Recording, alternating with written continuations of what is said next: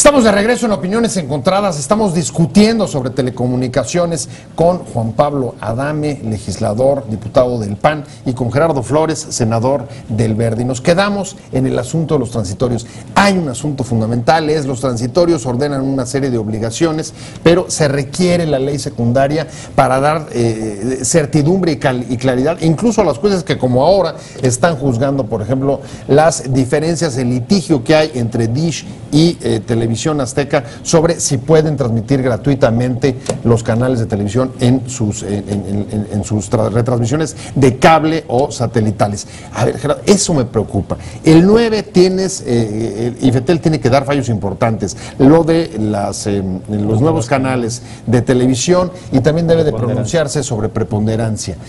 ¿Qué va a pasar si llegamos al 9 y no tenemos todavía las leyes secundarias?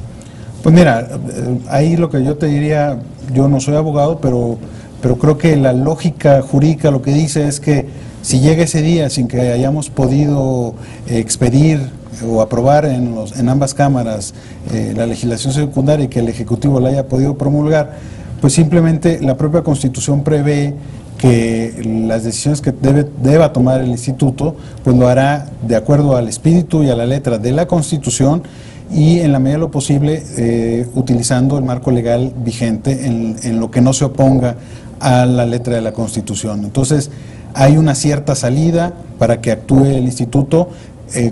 Creo que obviamente, y en eso coincidimos todos, no es el mejor escenario. Me parece que lo ideal sería que antes de esa fecha pudiera haber la legislación en vigor para que el Instituto tuviera certeza sobre los procedimientos que debe seguir, el tipo de obligaciones específicas que debe imponer, porque yo creo que también una parte muy importante es que el legislador por lo menos establezca una serie por ejemplo, de obligaciones mínimas que deben ser consideradas por el Instituto a la hora de, una vez que determinó a los agentes preponderantes, decirle, bueno, a partir de ahora vas a tener que cumplir con esto y hasta dentro de cierto tiempo que te voy a volver a medir. A ver, solamente para nuestro auditorio, Gerardo, preponderante es aquel que tiene más del 50% en el sector de las telecomunicaciones o en el sector de la radiodifusión. Así es. ¿Y la dominancia, cuál será la diferencia? La diferencia, ¿no? Mira, de hecho la preponderancia es un concepto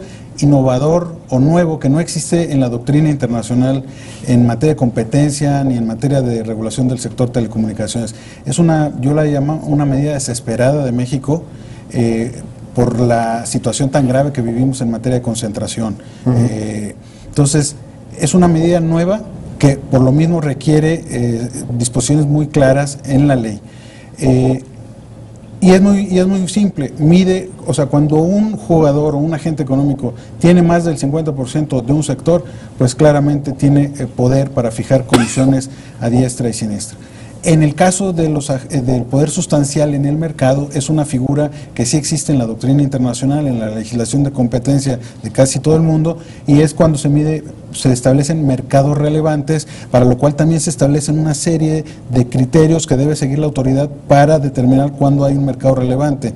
En esos casos, una vez que se determina el mercado relevante, la autoridad determina si los jugadores que están ahí, si alguno de ellos tiene un poder sustancial. Hay ocasiones en que por la naturaleza del servicio, los 3 o 4 o 5 jugadores que participen en ese mercado pueden llegar a tener poder sustancial. Parece mentira, pero depende de las condiciones o de la forma en la que actúen o interactúen en ese mercado. Del propio sector. Gerardo habla de decisiones claras. Pero pues a la hora de decidir IFETEL en marzo, si no tiene estas puntualizaciones y los procedimientos claros que vendrían en las leyes secundarias, Juan Pablo, pues tendría que interpretar los transitorios o el espíritu de los transitorios, y eso yo no sé si tú lo compartas, pero nos conduce directamente al litigio y a los tribunales. Por supuesto, para ponerlo en ejemplos futboleros. La reforma lo que hizo fue poner la cancha, cuánto mide y cuántos tienen que jugar. Lo que hace la ley secundaria es decirnos cuándo se saca una tarjeta amarilla, cuándo se saca una tarjeta roja, cuándo se marca penal, cuándo es falta o cuándo es gol. Y eso es lo que nosotros tenemos que poner en la ley.